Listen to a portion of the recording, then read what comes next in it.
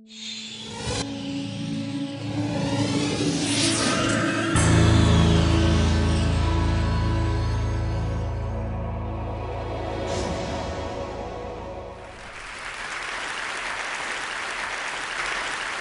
for any of us in this room today, let's start out by admitting we're lucky. We don't live in the world our mothers lived in, our grandmothers lived in, where career choices for women were so limited. And if you're in this room today, most of us grew up in a world where we have basic civil rights. And amazingly, we still live in a world where some women don't have them. But all that aside, we still have a problem, and it's a real problem. And the problem is this: women are not making it to the top of any profession anywhere in the world. The numbers tell the story quite clearly. 190 heads of state, 9 are women. Of all the people in parliament in the world, 13% are women. In the corporate sector, women at the top, C-level jobs, board seats, tops out at 15–16%. The numbers have not moved since 2002 and are going in the wrong direction. And even in the nonprofit world, a world we sometimes think of as being led by more women, women at the top, 20%. We also have another problem, which is that women face harder choices between professional success and personal fulfillment. A recent study in the US showed that of senior managers, of married senior managers, 2/3 of the married men had children, and only 1/3 of the married women had children. A couple of years ago, I was in New York, and I was pitching a deal, and I was in one of those fancy New York private equity offices you can picture, and I'm in the meeting. It's about a 3-hour meeting, and 2 hours in, there's kind of needs to be that bio break, and everyone stands up, and the partner running the meeting starts looking really embarrassed. And I realize he doesn't know where the women's room is in his office. So I start looking around for moving boxes, figuring they just moved in, but I don't see any. And so I said, "So did you just move into this office?" And he said, "No, we've been here about a year." And I said, "Are you telling me that I'm the only woman to have pitched a deal in this office in a year?" And he looked at me and he said, "Yeah, or maybe you're the only one who had to go to the bathroom." So the question is, how are we going to fix this? How do we change these numbers at the top? How do we make this different? I want to start out by saying I talk about this, about keeping women in the workforce, because I really think that's the answer. In the high-income part of our workforce, in the people who end up at the top Fortune 500 CEO jobs or the equivalent in other industries, the problem, I am convinced, is that women are dropping out. Now, people talk about this a lot, and they talk about things like flex time and mentoring and programs companies should have to train women. I want to talk about none of that today, even though that's all really important. Today, I want to focus on what we can do as individuals. What are the messages we need to tell ourselves? What are the messages we tell the women that work with and for us? What are the messages we tell our daughters? Now, at the outset, I want to be very clear that this speech comes with no judgments. I don't have the right answer. I don't even have it for myself. I left San Francisco, where I live, on Monday, and I was getting on the plane for this conference, and my daughter, who's 3, when I dropped her off at preschool, did that whole hugging the leg, crying, "Mommy, don't get on the plane" thing. This is hard. I feel guilty sometimes. I know no women, whether they're at home or whether they're in the workforce, that don't feel that sometimes. So I'm not saying that staying in the workforce is the right thing for everyone. My talk today is about what the messages are if you do want to stay in the workforce. And I think there are 3. 1, sit at the table. 2, make your partner a real partner. And 3, look at that, don't leave before you leave. Number 1, sit at the table. Just a couple weeks ago at Facebook, we hosted a very senior government official, and he came in to meet with senior execs from around Silicon Valley. And everyone kind of sat at the table, and then he had these 2 women who were traveling with him who were pretty senior in his department, and I kind of said to them, "Sit at the table, come on, sit at the table." And they sat on the side of the room. When I was in college, my senior year, I took a course called European Intellectual History. Don't you love that kind of thing from college? Wish I could do that now. And I took it with my roommate, Carrie, who was then a brilliant literary student and went on to be a brilliant literary scholar. and my brother, smart guy, but a water polo playing pre-med who was a sophomore. The three of us take this class together. And then Carrie reads all the books in the original Greek and Latin, goes to all the lectures. I read all the books in English and go to most of the lectures. My brother is kind of busy. He reads one book of 12 and goes to a couple of lectures, marches himself up to our room a couple days before the exam to get himself tutored. The three of us go to the exam together, and we sit down, and we study, sit there for 3 hours in our little blue notebooks. Yes, I'm that old. And we walk out, and we look at each other, and we say, how'd you do? And Carrie says, boy, I feel like I didn't really draw out the main point on the Hegelian dialectic. And I say, God, I really wish I had really connected John Locke's theory of property, the philosophers that follow. And my brother says, I got the top grade in the class.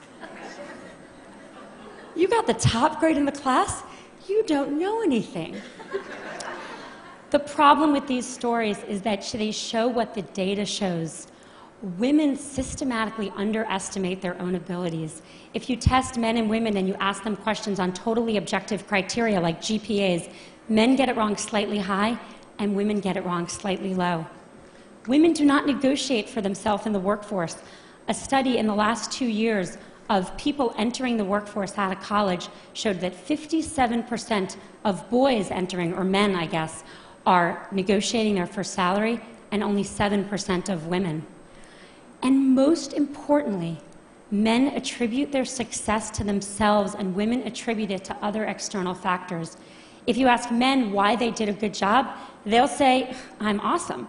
If you ask, obviously, why are you even asking? If you ask women why they did a good job, what they'll say is someone helped them, they got lucky, they worked really hard. Why does this matter? Boy, it matters a lot, because no one gets to the corner office by sitting on the side, not at the table. And no one gets the promotion if they don't think they deserve their success, or they don't even understand their own success. I wish the answer were easy. I wish I could just go tell all the young women I work for, all these fabulous women, believe in yourself, negotiate for yourself, own your own success. I wish I could tell that to my daughter. But it's not that simple, because what the data shows above all else is one thing, which is that success and likability are positively correlated for men and negatively correlated for women. And everyone's nodding, because we all know this to be true. There's a really good study that shows this really well. There's a famous Harvard Business School study on a woman named Heidi Roizen. And she's an operator in a in a company in Silicon Valley, and she uses her contacts to become a very successful venture capitalist. In 2002, not so long ago, a professor who was then at Columbia University took that case and made it Heidi Roizen. And he gave that case out, both of them, to 2 groups of students. He changed exactly one word, Heidi to Howard, but that one word made a really big difference. He then surveyed the students, and the good news was the students, both men and women, thought Heidi and Howard were equally competent, and that's good. The bad news was that everyone liked Howard. He's a great guy. You want to work for him. You want to spend the day fishing with him. But Heidi, not so sure. She's a little out for herself. She's a little political. You're not sure you'd want to work for her. This is the complication. We have to tell our daughter and our colleagues, we have to tell ourselves to believe we got the A, to reach for the promotion, to sit at the table. And we have to do it in a world where for them there are sacrifices they will make for that, even though for their brothers there will not. The saddest thing about all of this is that it's really hard to remember this, and I'm about to tell a story which is truly embarrassing for me, but I think important. I gave this talk at Facebook not so long ago to about 100 employees.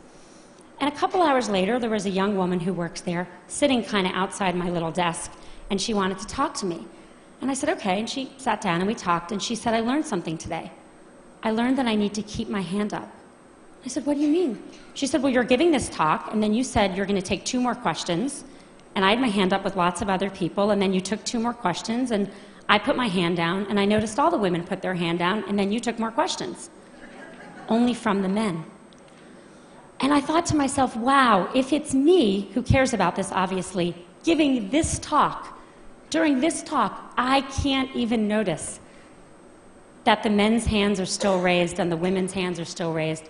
How good are we as managers of our companies and our organizations at seeing that the men are reaching for opportunities more than women? We've got to get women to sit at the table.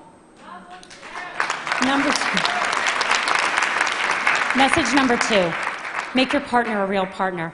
I've become convinced that we've made more progress in the workforce than we have in the home. The data shows this very clearly. If a woman and a man work full-time and have a child, the woman does twice the amount of housework the man does, and the woman does 3 times the amount of childcare the man does. So she's got 3 jobs or 2 jobs, and he's got 1. Who do you think drops out when someone needs to be home more? The causes of this are really complicated, and I don't have time to go into them, and I don't think Sunday football watching and general laziness is the cause. I think the cause is more complicated. I think as a society we put more pressure on our boys to succeed than we do on our girls. I know men that stay home and work in the home to support wives with careers, and it's hard. When I go to the mommy and me stuff and I see the father there, I notice that the other mommies don't play with him. And that's a problem, because we have to make it as important a job, because it's the hardest job in the world, to work inside the home for people of both genders if we're going to even things out and let women stay in the workforce.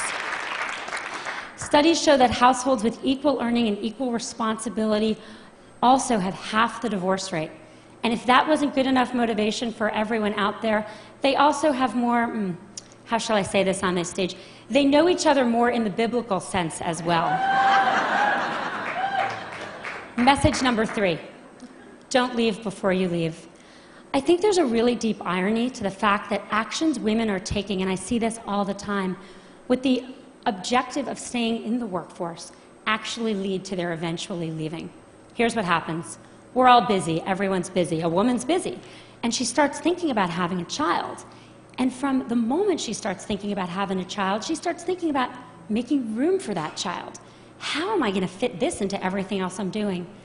And literally from that moment, she doesn't raise her hand anymore. She doesn't look for a promotion. She doesn't take on the new project. She doesn't say, me, I want to do that. She starts leaning back. The problem is that, let's say she got pregnant that day, 9 months of pregnancy, 3 months of maternity leave, 6 months to catch your breath. Fast forward 2 years, more often, and as I've seen it, women start thinking about this way earlier. When they get engaged, when they get married, when they start thinking about trying to have a child, which can take a long time. One woman came to see me about this, and I kind of looked at her. She looked a little young, and I said, so are you and your husband thinking about having a baby? And she said, oh, no, I'm not married. She didn't even have a boyfriend. I said, you're thinking about this just way too early. But the point is that what happens once you start kind of quietly leaning back? Everyone who's been through this, and I'm here to tell you, once you have a child at home, your job better be really good to go back, because it's hard to leave that kid at home. Your job needs to be challenging. It needs to be rewarding. You need to feel like you're making a difference. And if 2 years ago, you didn't take a promotion and some guy next to you did, if 3 years ago you stopped looking for new opportunities, you're going to be bored because you should have kept your foot on the gas pedal. Don't leave before you leave. Stay in. Keep your foot on the gas pedal until the very day you need to leave to take a break for a child, and then make your decisions. Don't make decisions too far in advance, particularly ones you're not even conscious you're making. My generation, really sadly, is not going to change the numbers at the top. They're just not moving. We are not going to get to, we're 50% of the population. In my generation, there will not be 50% of people at the top of any industry. But I'm hopeful that future generations can. I think a world that was run where half of our countries and half of our companies were run by women would be a better world. And it's not just because people would know where the women's bathroom are, even though that would be very helpful. I think it would be a better world. I have 2 children. I have a 5-year-old son and a 2-year-old daughter.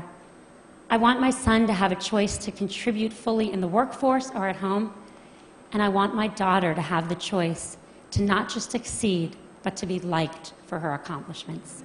Thank you.